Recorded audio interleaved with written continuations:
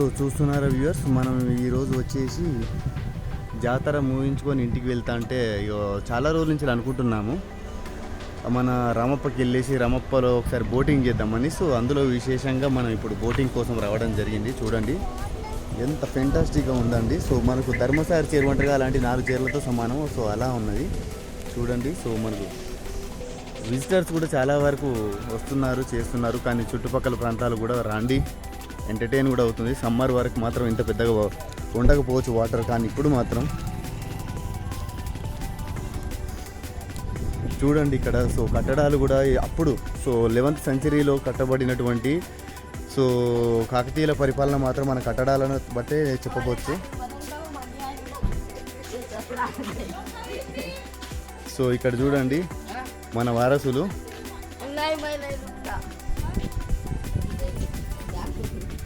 ये अक्का ये माँ कैसा दिख रहा है, देख लो जिंदगी दोबारा ना मिलेगा, मरने से पहले हम जिंदगी जीना है इसलिए बोलकर ये घूम रहे. ये नाराज है क्या? नहीं हंस रहे क्यों? कि पैसा नहीं दे दिया था क्या? Thank you. मेरे को भी ज़्यादा हिंदी नहीं आती है, लेकिन खाने के लिए, पीने के लिए, रहने के लिए कोई भी मेरे को गाली देते, गाली देने के लिए थोड़ा सीख लिया था. उसका आपका ऊपर आपका छोटा शिशु आया था, देखो. Thank you. సో చూస్తున్నారా వ్యూయర్స్, మనం బోటింగ్ అంటే ఇలా ఉంటుంది. మనం వెళ్దాము సంథింగ్ అక్కడికి వెళ్ళాలి సంతు.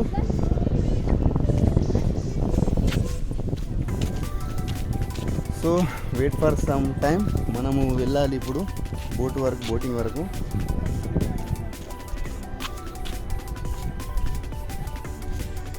వావ్, చూడ్డానికి మాత్రం మంచి. సో అంతకుముందుగా చూడండి వాటర్ మాత్రం ఫ్లో ఎక్దమ్ ఫెంటాస్టిక్, మాత్రం కట్ట మాత్రం ఎక్దమ్ ఉందండి. బోటింగ్ కూడా, మనం బోటింగ్కి ఎంతనో మనకు తెలియదు. పొట్టిగో,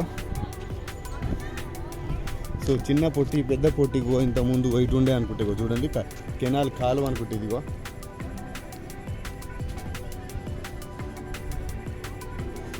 తూము మనం తూము అంటాం కదా, సో అలాంటిది అనుకుంటే ఇది చెక్ డ్యాము.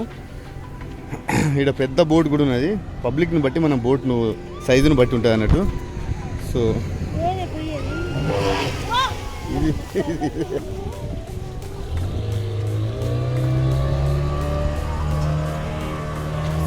చూస్తున్నారు కదా వ్యూయర్స్, మనకు ఎంటర్టైన్మెంట్ మాత్రం ఎగ్దమ్ చేస్తున్నారు. చూడండి. సో మన తెలంగాణ పర్యాటక one more could you do another stunt? Okay, ఒక స్టంట్ చేయండి బ్రో.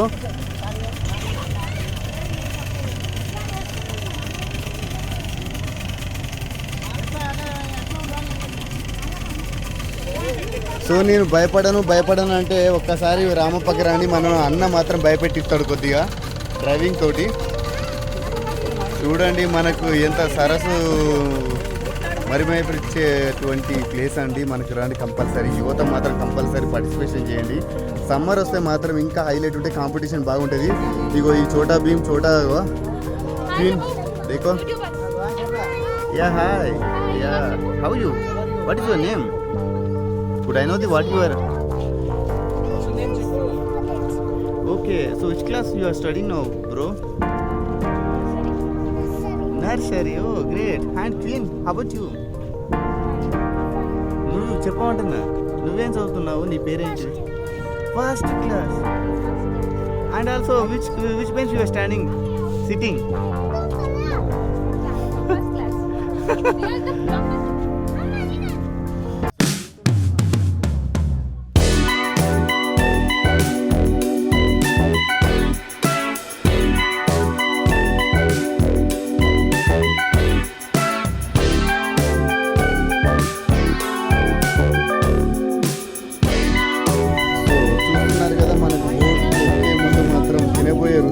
ముందు రుచులు ఎందుకు అనేటట్టు.